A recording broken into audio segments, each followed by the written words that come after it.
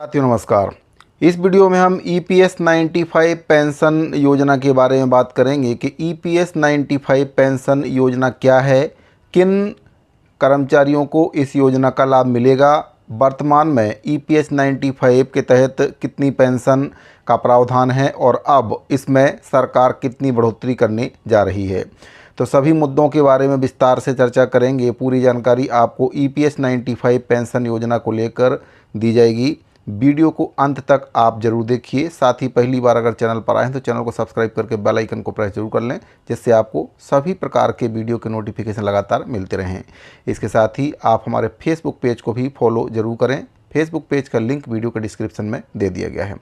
तो साथियों, EPS 95 योजना उन कर्मचारियों को मिलती है जो प्राइवेट सेक्टर में काम करते हैं, क्योंकि प्राइवेट सेक्टर में कर्मचारी लगातार काम करते रहते हैं, लेकिन उनका जो भविष्य है वह कहीं ना कहीं सुरक्षित नहीं हो पाता है। तो अब प्राइवेट सेक्टर में काम करने वाले कर्मचारियों के भविष्य को सुरक्षित करने को लेकर सरकार के द्वारा EPS 95 योजना की शुरुआत की गई थी, जिसमें कई प्रकार के प्रावधान कर्मचारियों के भविष्य को सुरक्षित करने को लेकर सरकार के द्वारा किए गए हैं। तो आपको बताना चाहूँगा कि देश में लाखों प्राइवेट कर्मचारियों के लिए एक बड़ी खुशखबरी सामने आ रही है। सरकार ने EPS के तहत पेंशन में बढ़ोतरी की तैयारी कर ली है। अब कर्मचारियों को न्यूनतम जो EPS 95 के तहत पेंशन है 8500 रुपये प्रति माह देने की योजना पर विचार किया जा रहा है। ये बदलाव उन लोगों के लिए बेहद अहम है जो अपने बुढ़ापे के लिए एक सुरक्षित भविष्य की उम्मीद कर रहे हैं।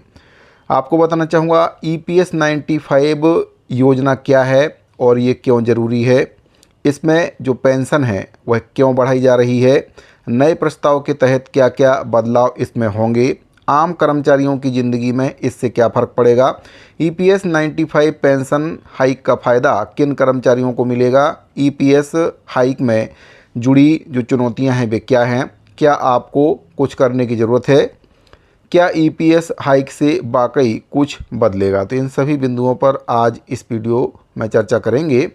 तो आपको बताना चाहूँगा EPS 95 कर्मचारी पेंशन योजना को EPFO के तहत चलाया जाता है। इसका जो मकसद है वह प्राइवेट सेक्टर में काम करने वाले कर्मचारी जब रिटायर्ड हों तो उन्हें एक निश्चित पेंशन देना इस पेंशन योजना का मकसद है।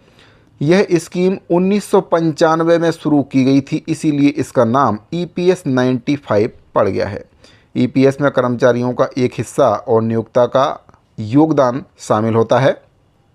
रिटायरमेंट के बाद कर्मचारियों को पेंशन के रूप में इसमें लाभ दिया जाता है। न्यूनतम पेंशन की अगर बात करें तो अभी इसमें 1000 रुपये प्रति माह न्यूनतम पेंशन थी, जिसे अब बढ़ाकर 8500 रुपये किए जाने की बात चल रही है। अब सबसे बड़ा सवाल यहाँ पर यह है कि जो EPF 95 पेंशन योजना की जो राशि है वह क्यों बढ़ाई जा रही है। तो आपको बता दूं कि देश में महंगाई लगातार बढ़ रही है और 1000 रुपये की मासिक पेंशन से कोई भी व्यक्ति अपनी मूलभूत आवश्यकताओं को पूरा नहीं कर सकता है। ऐसे में कई यूनियनों और कर्मचारी संगठनों ने सरकार पर दबाव बनाया कि EPS पेंशन के तर्कसंगत रूप से इसको बढ़ाया जाना चाहिए। आपको बताना चाहूँगा कि सरकार के द्वारा गठित समिति के द्वारा EPS में कुछ बदलावों का जो प्रस्ताव है वह दिया गया है और पहले की स्थिति में इसमें अगर बात करें तो 1000 रुपये प्रति माह की जो पेंशन है वह सुनिश्चित की गई थी। नए प्रस्ताव के अंतर्गत इसमें 8500 रुपये प्रति माह का प्रस्ताव दिया गया है। पेंशन के लिए पात्रता और उम्र की अगर बात करें तो इसमें 58 वर्ष इसकी पात्रता रखी गई है। नए प्रस्ताव में भी यही उम्र है। EPS में अंशदान की अगर बात करें तो पहले की स्थिति में इसमें 8.33% नियोक्ता के द्वारा अंशदान दिया जाता था, इसको यथावत रखा गया है।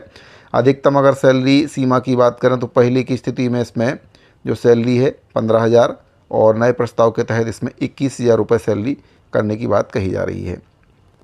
इस प्रस्ताव से लगभग 23 लाख से भी ज़्यादा पेंशन धारकों को सीधा लाभ होने की उम्मीद जताई जा रही है। इस फैसले से सबसे ज़्यादा फायदा उन कर्मचारियों को होगा जो न्यूनतम वेतन पर वर्षों से काम करते आ रहे हैं। आपको एक उदाहरण के माध्यम से बताना चाहूँगा कि अगर किसी कर्मचारी के द्वारा एक निजी कंपनी में 28 साल तक नौकरी की है और रिटायरमेंट के बाद उन्हें 1,000 रुपये पेंशन मिल रही थी, तो उससे उनका गुजारा नहीं हो पा रहा था। लेकिन अब अगर ईपीएस पेंशन के तौर पर जो नया प्रस्ताव है उसमें अगर जो पेंशन बढ़ती है तो 8500 रुपये पेंशन इसमें हो जाएगी। तो वे कर्मचारी अब अपना घर का किराया, दवाइयों का खर्चा, दैनिक खर्चे, इन सभी को अच्छे से मैनेज कर पाएंगे। तो ये कुछ महत्वपूर्ण फ़ायदे हैं जो ईपीएस 95 पेंशन योजना के तहत प्राइवेट सेक्टर में काम करने वाले कर्मचारियों को मिलने जा रहे हैं।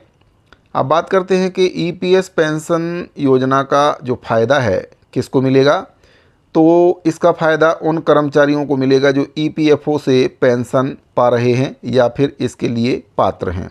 10 साल से अधिक सेवा पूरी कर चुके कर्मचारियों को भी इसका लाभ मिलेगा।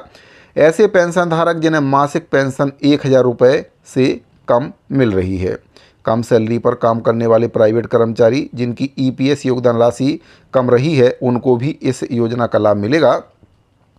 अब बात करते हैं कि ईपीएस योजना से जुड़ी चुनौतियों के बारे में। तो जहां एक ओर ये फैसला राहत भरा लग रहा है, वहीं सरकार को इसके लिए फंडिंग और लॉन्ग टर्म स्थिरता सुनिश्चित करनी होगी। ईपीएस स्कीम पहले से ही घाटे में चल रही है, अतिरिक्त बोझ सरकारी खजाने पर इससे पड़ेगा। पेंशन वितरण की प्रक्रिया में पारदर्शिता और टेक्नोलॉजी सुधार की जरूरत भी सरकार को पड़ेगी। अब बात करते हैं कि इस योजना का लाभ लेने के लिए आपको क्या कुछ करने की ज़रूरत है। तो आपको बताना चाहूँ कि अगर आप ईपीएफओ से पेंशन लेने वाले कर्मचारी हैं तो आपको ये सुनिश्चित करना होगा कि आपका यूएएन नंबर एक्टिव हो, जिसको यूनिवर्सल अकाउंट नंबर के नाम से जाना जाता है, वह एक्टिव आपका होना चाहिए। ईपीएस फार्म और दस्तावेज सही होना चाहिए। अपने नियोक्ता से ईपीएस संबंधी विवरण आपको लेना होगा और ईपीएफओ पोर्टल पर उसको चेक करना पड़ेगा। आपको बताना चाहूँगा कि ईपीएस पेंशन में वृद्धि से क्या कुछ बदलाव होगा। तो आपको बता दें कि ईपीएस पेंशन हाइक एक ऐसा कदम है जो लाखों कर्मचारियों की ज़िंदगी को बेहतर बना सकता है। यह न सिर्फ वित्तीय सुरक्षा देगा बल्कि रिटायरमेंट के बाद आत्मसम्मान से जीने का हक भी प्राइवेट सेक्टर के कर्मचारियों को देगा। हालांकि इसके क्रियान्वयन में पारदर्शिता, नियोजन और फंडिंग की काफ़ी बड़ी भूमिका है। और इसमें जो ध्यान देने योग्य बातें हैं उसके बारे में भी आपको बताना चाहूँगा। अपने ईपीएफ और ईपीएस विवरण समय पर अपडेट करें। पेंशन संबंधित किसी भी जानकारी के लिए ईपीएफओ पोर्टल देखें या पास के क्षेत्रीय कार्यालय से संपर्क करें। यदि आपने 10 साल या उससे अधिक की सेवा की है तो ईपीएस पेंशन के लिए आप पात्र हैं और इसे नज़रअंदाज ना करें। अंत में एक और बात आपको बताना चाहूँगा कि पेंशन कोई दया नहीं है, ये आपका अधिकार है। ईपीएस जैसी योजनाएं आपके बुढ़ापे की लिए सुरक्षा कवच हैं, इसीलिए जागरूक बनें और अपने अधिकार को समझें।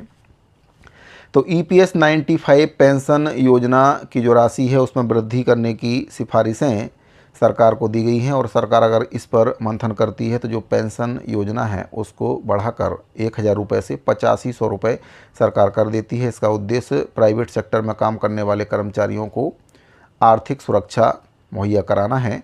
अगर सब कुछ ठीक रहा तो सरकार इसमें वृद्धि कर सकती है। हालांकि इसमें वृद्धि करने से सरकार के ऊपर आर्थिक बोझ बढ़ेगा, फंडिंग की भी व्यवस्था सरकार को करनी पड़ेगी।